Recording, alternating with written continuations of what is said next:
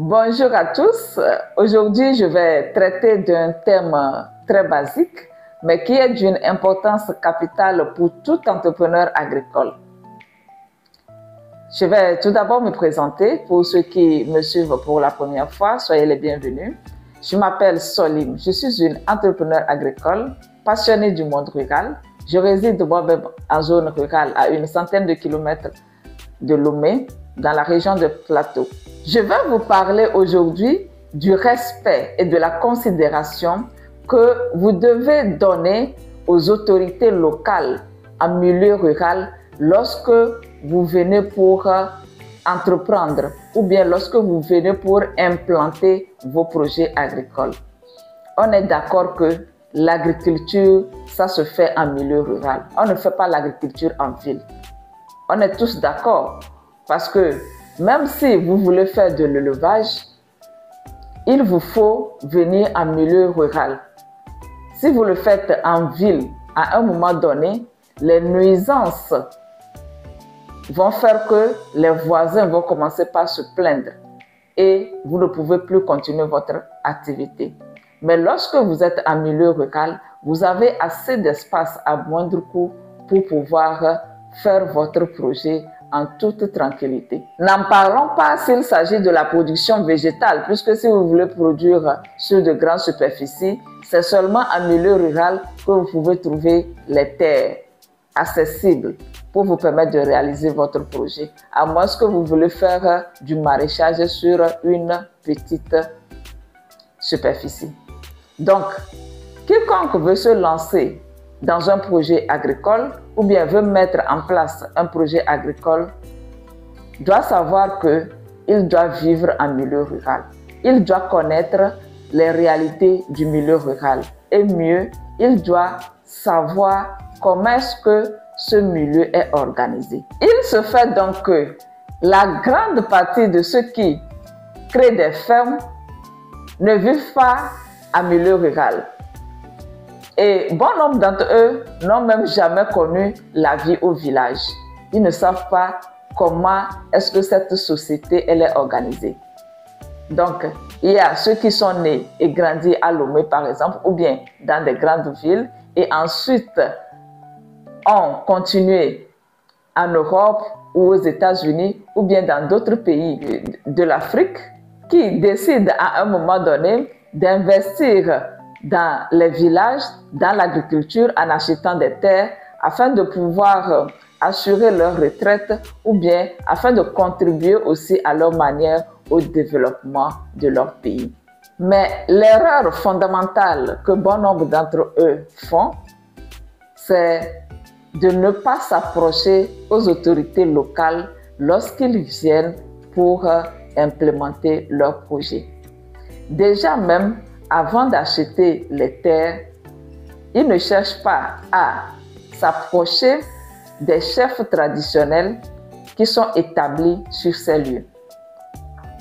En milieu rural, le chef du village est la première autorité à considérer. Je vais me servir d'une illustration pour vous permettre de comprendre le rôle du chef du village. Le chef du village, c'est comme un chef de famille. Lorsque vous voulez établir une relation avec un membre d'une famille, c'est bien d'aller vers le chef de cette famille pour vous présenter, pour vous faire connaître par ce chef-là. Ainsi, lorsque vous serez en relation avec ce membre de la famille, et qu'à un moment donné, il y a un problème, vous pouvez vous tourner vers ce chef pour lui présenter l'affaire. Donc, comme je disais, le chef du village, c'est la première autorité locale vers qui vous devez vous tourner lorsque vous rentrez dans un village. Allez vers le chef du village, présentez-lui votre projet brièvement et dites-lui que vous avez l'intention d'acquérir des terres dans sa localité. Ce chef du village peut vous orienter. La plupart du temps, les personnes qui veulent créer les fermes se basent seulement sur ce que des géomètres ou bien les démarcheurs leur disent. Ils viennent dans le village et vont directement voir les parcelles qu'on leur propose. Et si ça leur plaît, ils font leur transaction, sans même chercher à connaître le chef du village.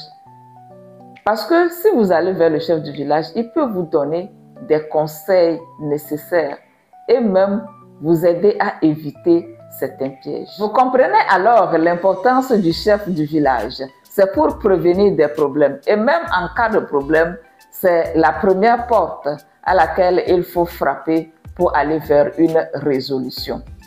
Un entrepreneur, c'est quelqu'un qui résout des problèmes chaque jour.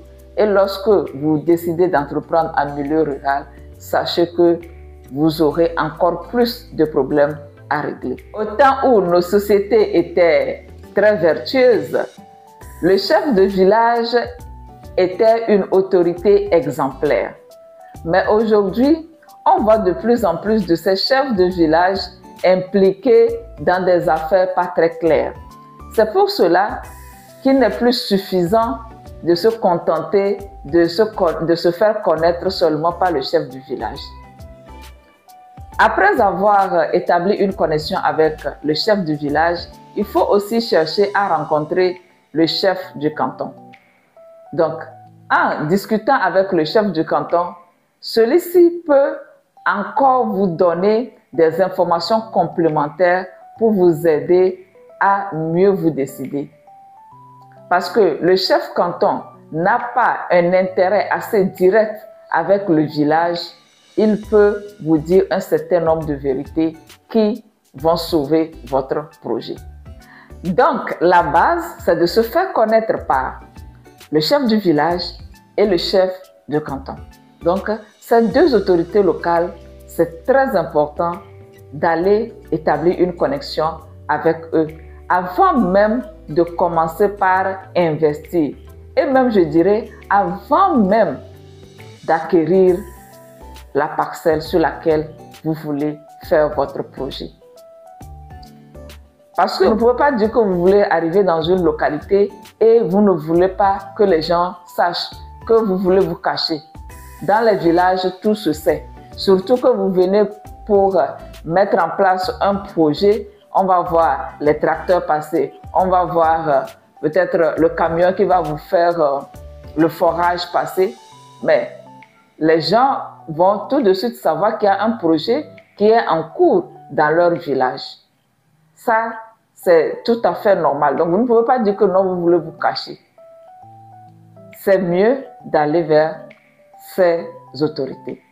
Maintenant, en plus de ces autorités, vous pouvez opter d'aller aussi vous faire connaître par le préfet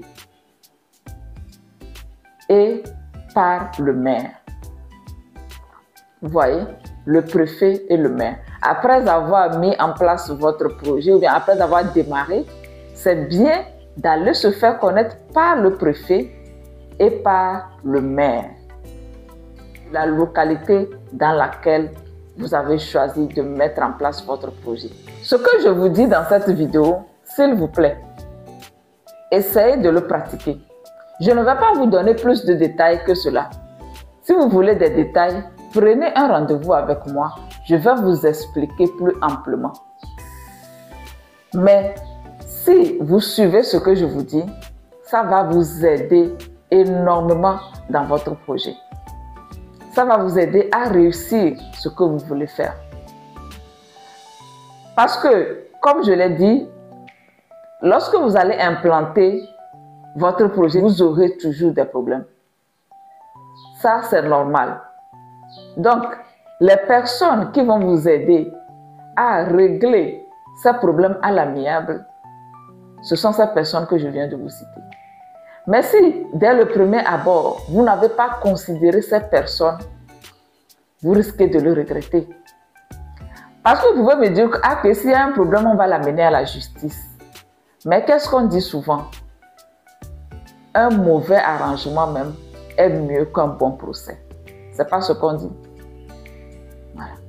Donc, Si vous êtes en bon terme, en bonne connexion avec cette personne, vous allez voir que c'est beaucoup plus à votre avantage. Mais comme je le dis, je dis ça, je ne donne pas plus de détails. C'est mon message pour vous aujourd'hui. Je vous remercie pour votre présence sur la chaîne. Je vous remercie pour votre intérêt. Dites-moi ce que vous en pensez dans les commentaires. Et je vous donne rendez-vous dans quelques jours pour une nouvelle thématique. D'ici là, prenez bien soin de vous, portez-vous bien. Au revoir.